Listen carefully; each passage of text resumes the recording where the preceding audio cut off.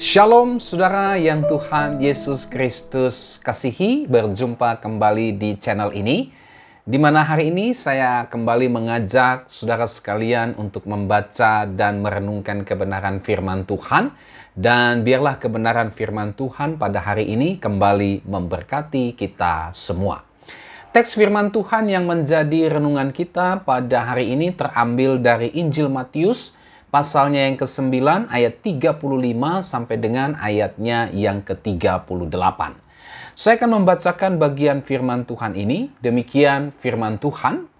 Demikianlah Yesus berkeliling ke semua kota dan desa. Ia mengajar dalam rumah-rumah ibadat dan memberitakan Injil Kerajaan Sorga, serta melenyapkan segala penyakit dan kelemahan.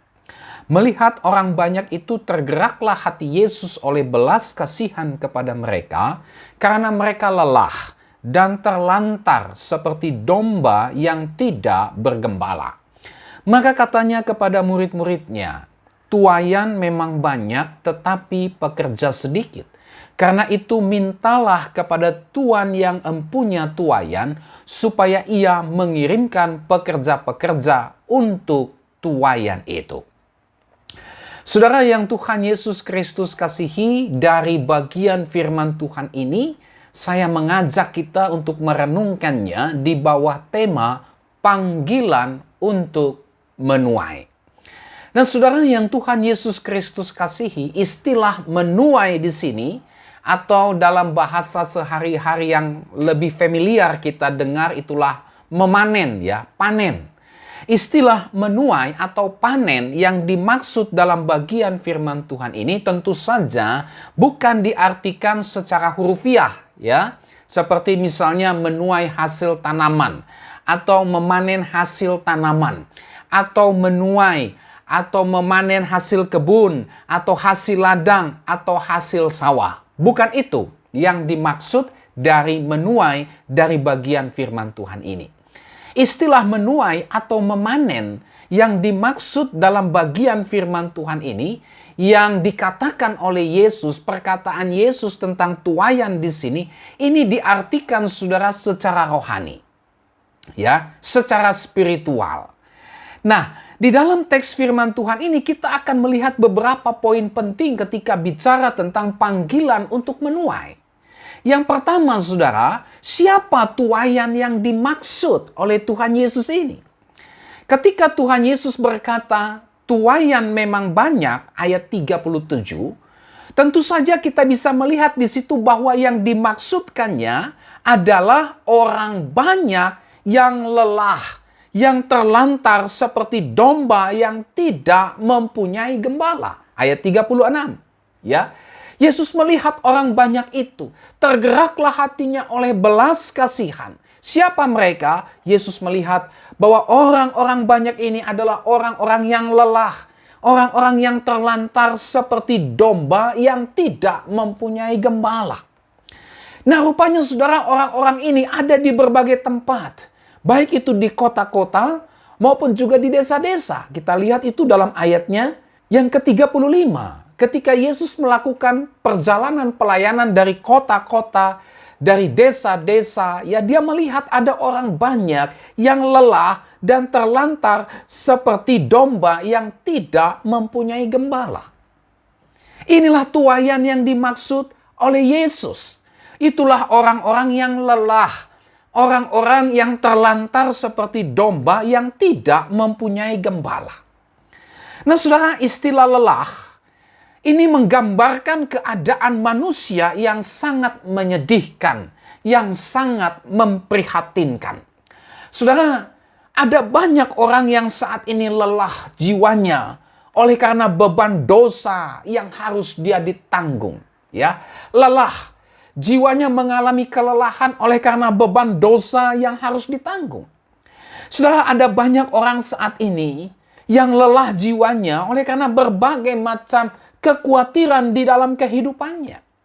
Ada banyak orang saat ini yang mengalami kelelahan dalam hidupnya oleh karena beban penderitaan, pergumulan, tekanan hidup yang dialaminya. Ada banyak orang saat ini, saudara, yang mengalami kelelahan dalam kehidupannya, jiwa dan rohnya.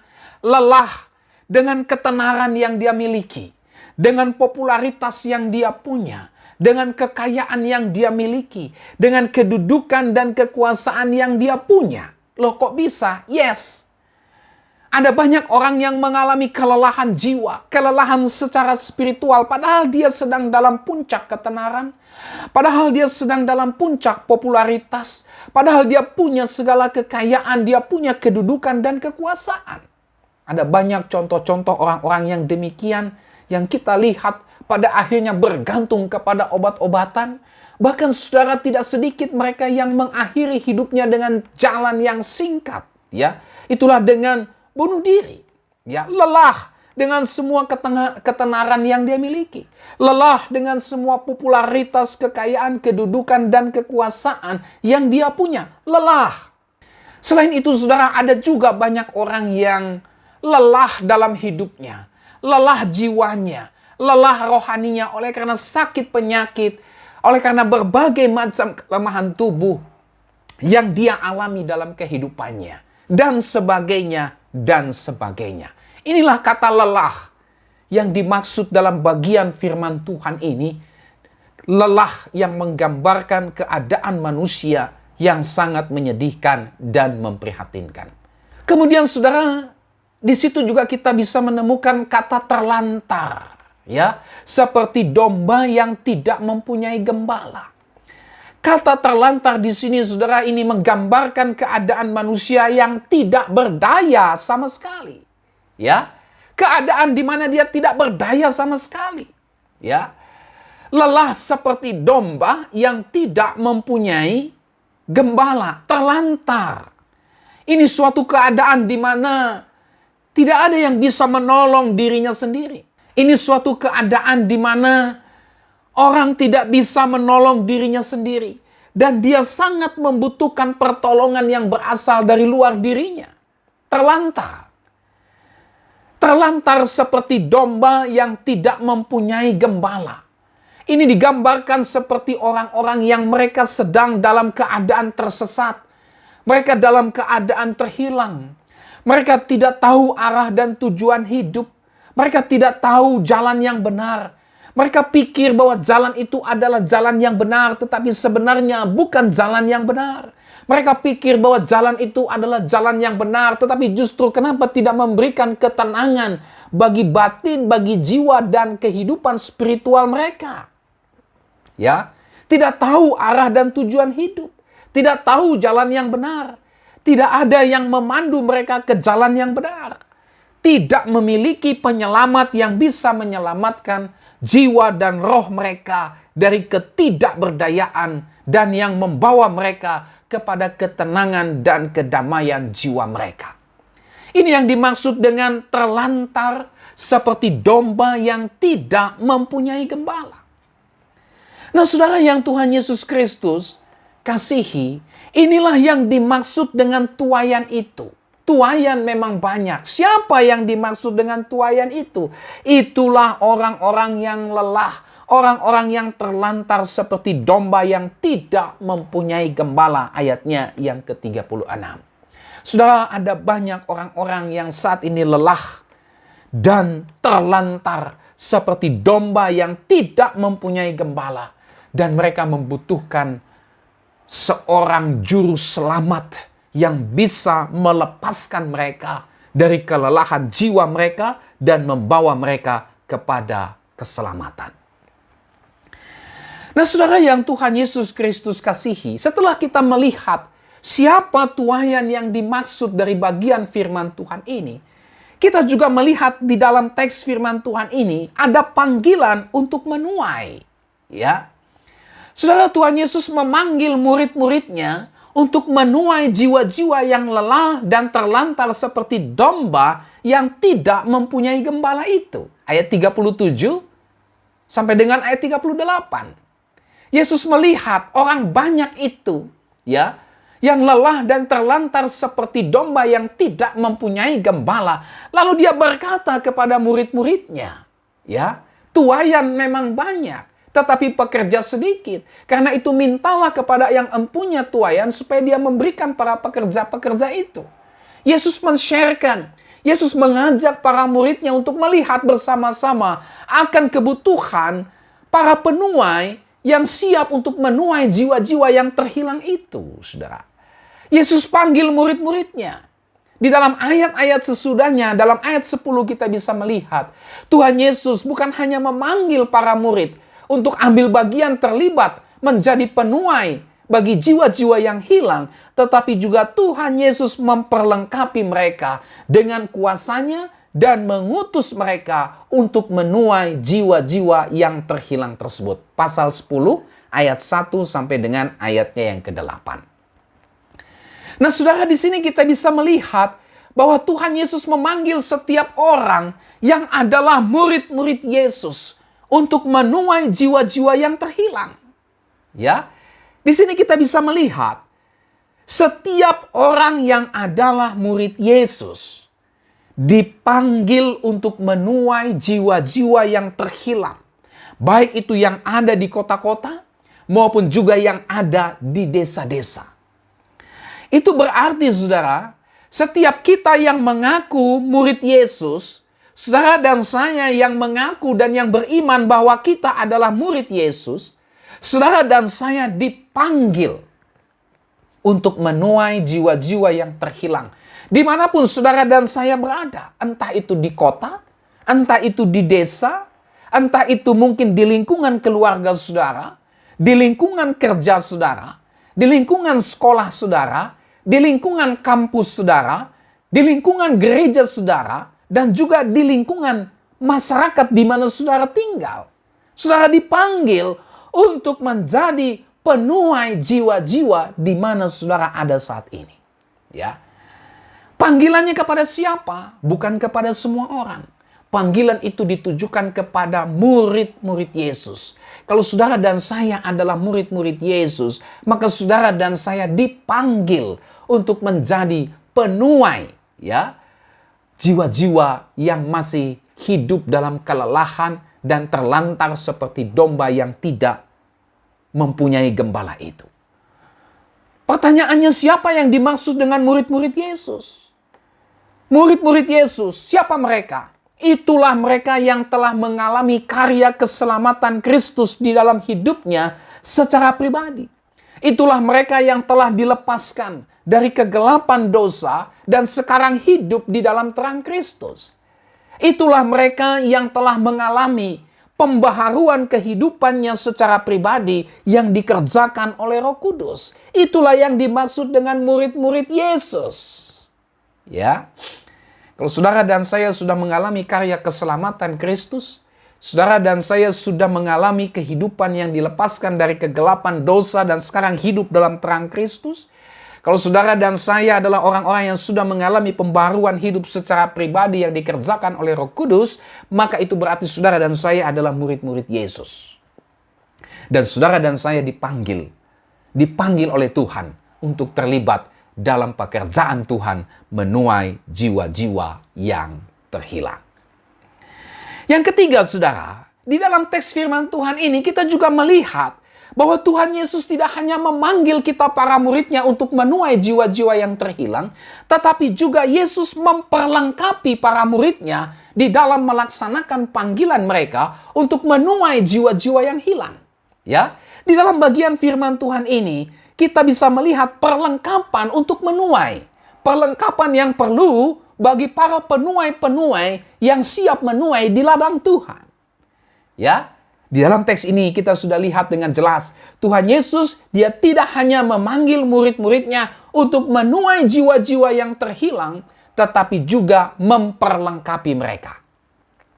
Saya baca pasal 10 ayat 1. Yesus memanggil ke-12 muridnya dan memberi kuasa kepada mereka untuk mengusir roh-roh jahat dan untuk melenyapkan segala penyakit dan kelemahan. Lihat, ya.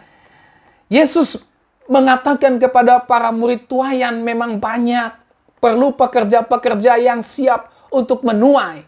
Lalu Yesus berkata, aku panggil kamu, ayo kita menuai jiwa-jiwa yang terhilang itu. Yesus panggil ke-12 murid. Bahkan bukan hanya memanggil mereka, tapi juga memperlengkapi mereka dengan kuasa yang daripada Tuhan sendiri. Ya, dengan kuasa itulah mereka pergi untuk menjalankan panggilan mereka menuai jiwa-jiwa yang terhilang. Pasal 10 ayat 8, sembuhkanlah orang sakit, bangkitkanlah orang mati, tahirkanlah orang kusta, usirlah setan-setan, kamu telah memperolehnya dengan cuma-cuma, karena itu berikanlah pula dengan cuma-cuma. Tuhan memperlengkapi para muridnya itu dengan kuasa Tuhan Yesus sendiri di dalam melaksanakan panggilan menuai jiwa-jiwa yang terhilang itu.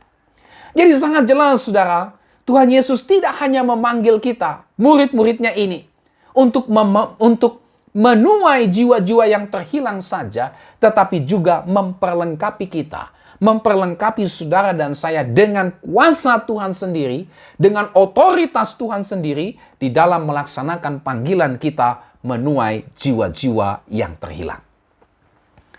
Yang keempat, saudara, kita bukan hanya dipanggil, kita bukan hanya diperlengkapi, tetapi kita juga lihat di dalam teks firman Tuhan ini mengenai alat atau sarana untuk menuai.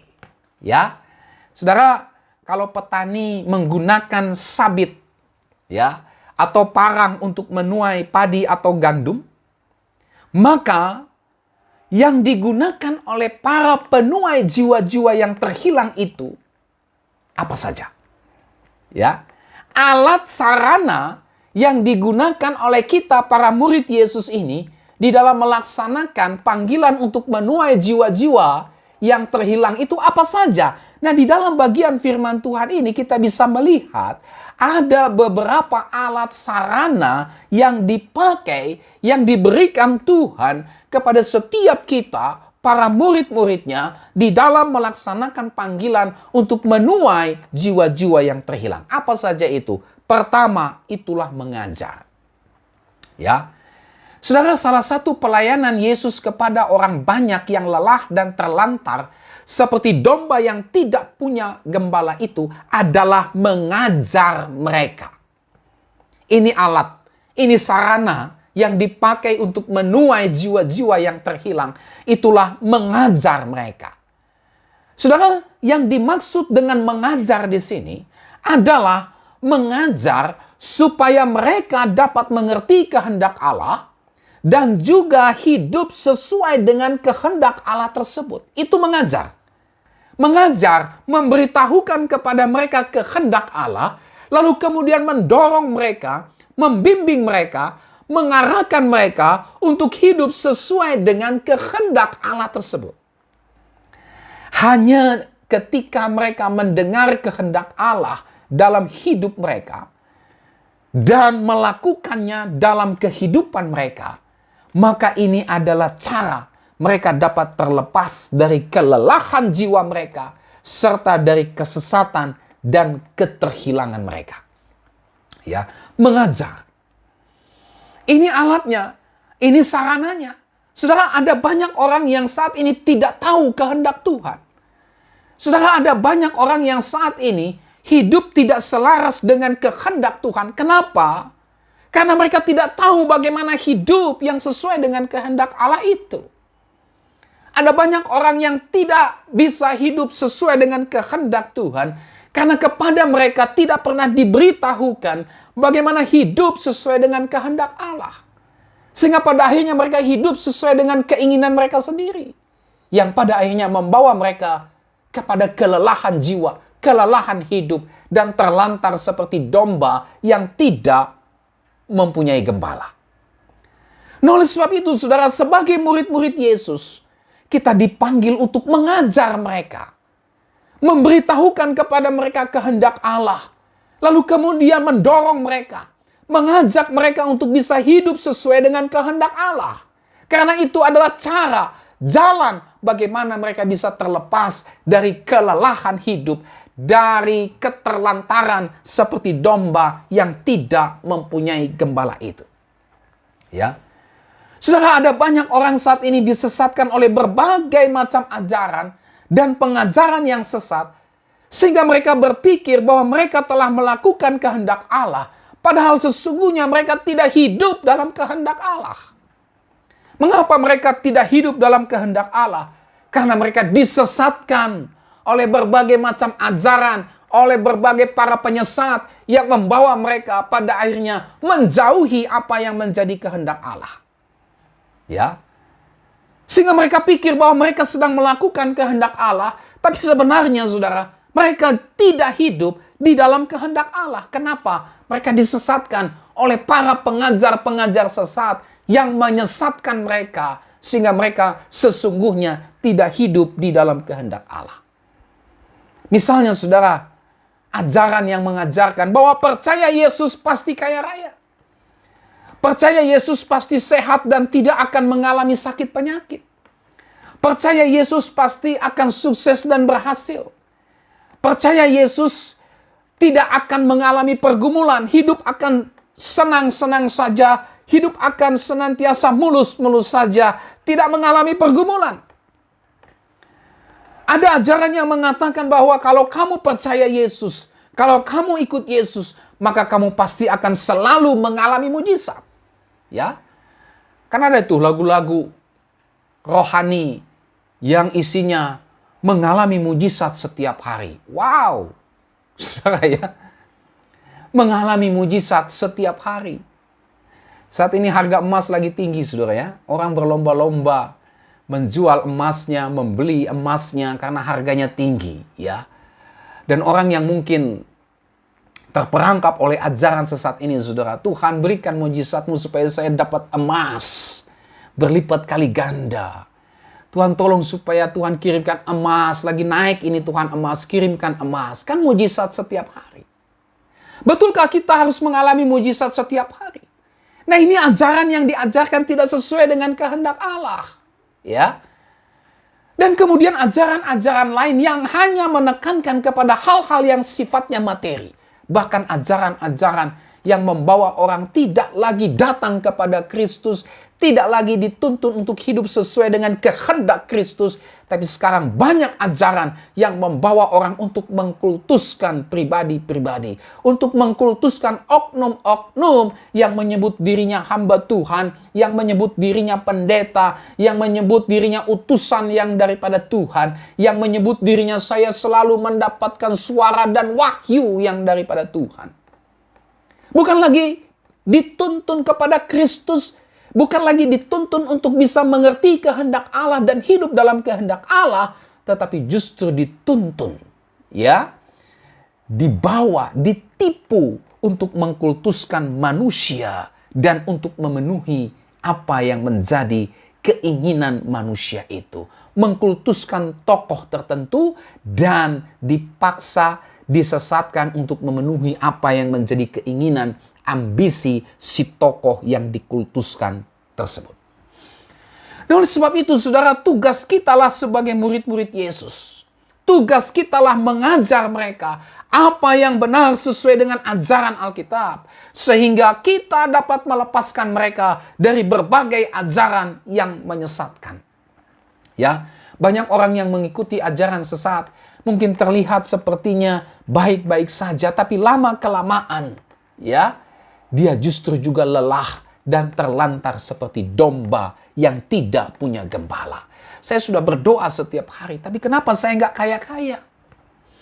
Saya sudah memberikan hidup saya, memberikan persepuluhan, meninggalkan pekerjaan saya, ya, memberi diri untuk melayani Tuhan di gereja, mengikuti pendeta saya, tapi kok kenapa hidup saya kok belum juga mengalami damai sejahtera? Hidup saya kok tidak seperti yang diajarkan oleh pendetaku, kaya raya, sehat, tidak mengalami sakit penyakit, sukses dan berhasil, kok malah saya di PHK, kok malah saya jadi sakit, bahkan keluarga saya meninggal.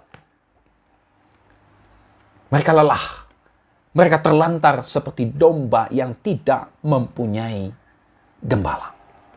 Sama seperti Tuhan Yesus mengajar orang banyak supaya mereka mengerti kehendak Allah, tidak disesatkan, dan hidup dalam kehendak Allah.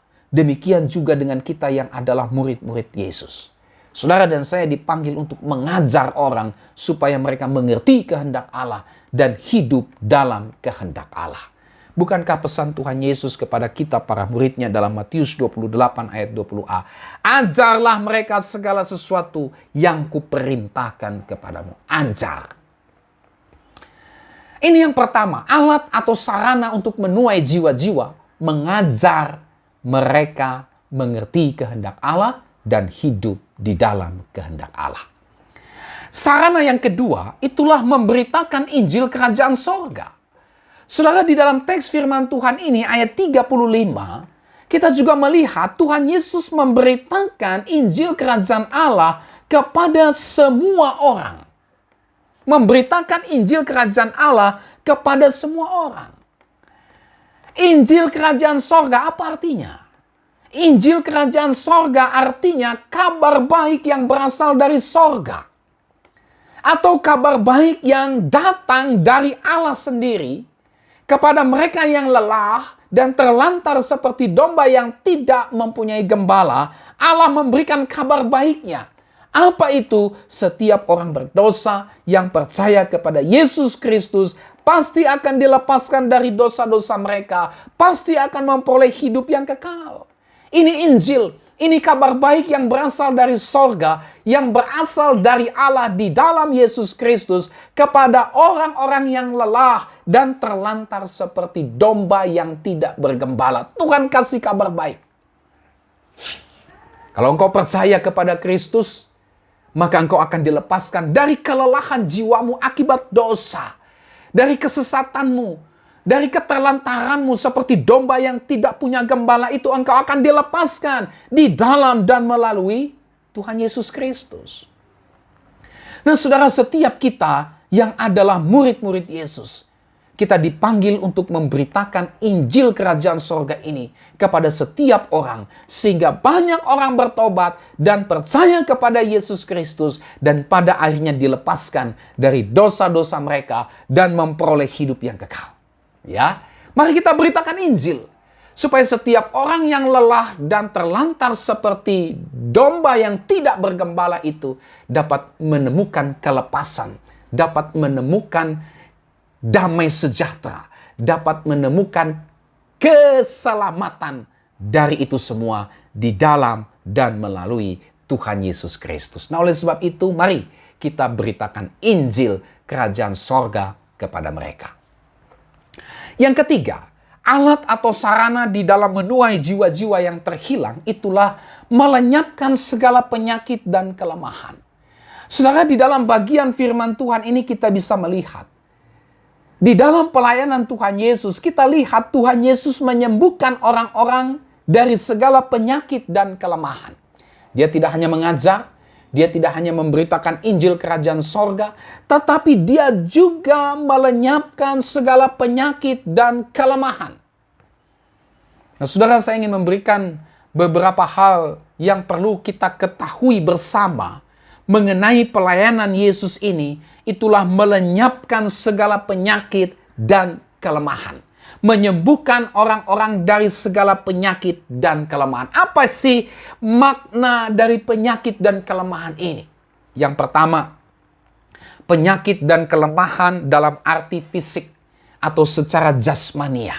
Ya, saudara, di dalam Alkitab kita bisa menemukan bagaimana Tuhan Yesus seringkali menyembuhkan orang yang mengalami berbagai macam penyakit dan kelemahan secara fisik. Ya, misalnya orang buta melihat, orang tuli mendengar, orang lumpuh berjalan, orang yang bisu berbicara, orang yang tangannya mati sebelah, ya, orang yang sakit demam dan sebagainya, semuanya disembuhkan oleh Tuhan Yesus. Penyakit dan kelemahan dalam arti fisik atau secara jasmania. Tetapi saudara, yang kedua, penyakit dan kelemahan ini juga bisa dipahami sebagai penyakit dan kelemahan yang disebabkan oleh pekerjaan iblis, oleh pekerjaan setan-setan dan roh-roh jahat.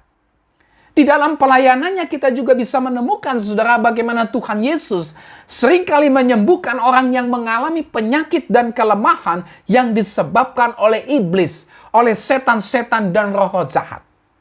Misalnya, ada orang yang bisu oleh karena pekerjaan setan. Orang yang bisu, yang kerasukan setan, disembuhkan oleh Yesus sehingga bisa berkata-kata lagi. Kita bisa lihat itu dalam Matius 9 ayat 32 sampai 33, juga pasal 12 ayat 22 sampai 23. Kita juga bisa menemukan bagaimana Tuhan Yesus menyembuhkan orang yang bisu tuli, yang disebabkan juga oleh roh-roh jahat, sehingga orang itu pada akhirnya saudara bisa mendengar dan berbicara lagi. Yesus sembuhkan. Markus 9 ayat 17 sampai 18 dan ayat 25 sampai dengan ayat 27. Kita juga bisa lihat di dalam Alkitab bagaimana Yesus menyembuhkan seorang perempuan yang bungkuk selama 18 tahun karena pekerjaan setan. Ya, dia bungkuk, tidak bisa lagi berdiri tegak karena pekerjaan setan. Dan Yesus sembuhkan penyakitnya itu yang disebabkan oleh pekerjaan setan, sehingga perempuan itu dapat berdiri tegak kembali. Lukas pasal 13 ayat 10 sampai dengan ayat 13. Jadi ada penyakit dan kelemahan yang disebabkan oleh pekerjaan iblis, setan-setan dan roh-roh jahat. Dan Yesus sembuhkan mereka. Yang berikut saudara, penyakit dan kelemahan yang dilihat sebagai keterikatan dengan kuasa iblis, setan-setan dan roh-roh jahat. Ya, penyakit dan kelemahan secara spiritual. Apa itu? Keterikatan dengan kuasa iblis, setan-setan dan roh-roh jahat. Orang yang terikat dengan kuasa kegelapan adalah orang yang sedang mengalami penyakit dan kelemahan. Penyakit dan kelemahan apa itu? Itulah keterikatan dengan kuasa iblis, setan-setan dan roh-roh jahat. Dan di dalam Alkitab kita bisa melihat ada banyak kasus di mana Tuhan Yesus melepaskan orang dari kerasukan setan-setan dan roh-roh jahat. Ada, misalnya orang yang kerasukan setan di Gerasa. Lukas pasal 8 ayat 26 sampai 39. Ya, dia dirasuk oleh setan yang namanya Legion. Lalu kemudian orang yang kerasukan setan di rumah ibadah. Markus 1 ayat 21 sampai 28. Di rumah ibadah, saudara. Ya, jadi jangan pikir di rumah ibadah itu bebas dari kuasa roh setan. Tidak, saudara. Yesus menyembuhkan orang yang kerasukan setan di rumah ibadah. Ini orang mengalami penyakit dan kelemahan secara rohani, secara spiritual. Apa itu? Diikat oleh kuasa iblis, setan-setan dan roh-roh jahat. Dan hanya Yesus yang bisa menyembuhkan, melepaskan mereka dari itu semua. Yang keempat, saudara, penyakit dan kelemahan akibat dosa. Saudara, di dalam pelayanan Yesus, kita juga bisa melihat dengan jelas mujizat penyembuhan yang dilakukan oleh Yesus terhadap orang yang sakit akibat dosa. Dia sakit akibat dosa. Karena dosa yang dia buat sehingga dia mengalami penyakit dan kelemahan. Misalnya saudara, ada orang yang lumpuh selama 38 tahun di kolam Bethesda. Yohanes 5 ayat 1 sampai 15. Di situ kita bisa menemukan secara khusus di dalam ayat 14, Yesus berkata, engkau telah sembuh, jangan berbuat dosa lagi, supaya padamu jangan terjadi yang lebih buruk. Jadi orang ini, saudara, mengalami kelumpuhan selama 38 tahun akibat dosanya. Yesus sembuhkan orang itu. Tetapi juga Yesus mengingatkan orang itu bahwa dengan kesembuhan yang Yesus berikan, Yesus menghendaki supaya orang itu berhenti berbuat dosa. Jangan berbuat dosa lagi, supaya padamu jangan terjadi yang lebih buruk. Engkau sudah disembuhkan dari penyakit akibat dosamu, maka bertobatlah. Jangan lagi berbuat dosa, supaya kepadamu jangan terjadi yang lebih buruk. Contoh lain, ada orang lumpuh yang diturunkan melalui atap rumah. Ya, kita bisa baca itu misalnya dalam Markus 1 ayat 1 sampai 12. Orang lumpuh diturunkan melalui atap rumah tepat di depan Yesus. Ya, Yesus melihat orang lumpuh itu sakit lumpuh, tapi Yesus berkata di dalam ayatnya yang kelima dari Markus pasal 1, "Hai anakku, dosamu sudah diampuni."